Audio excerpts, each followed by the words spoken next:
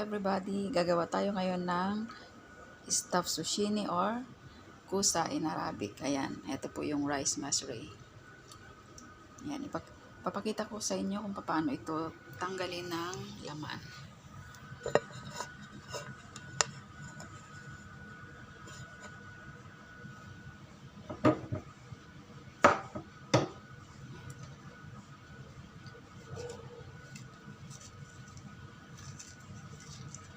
Alisin po natin yung laman, yung balat lang po yung ating ititira.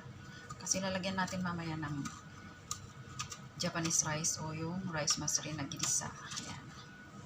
Ayan.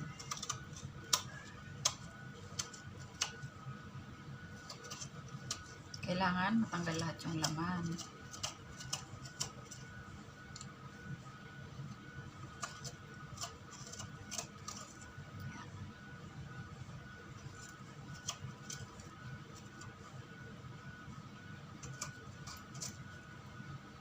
Ayan po, ayan.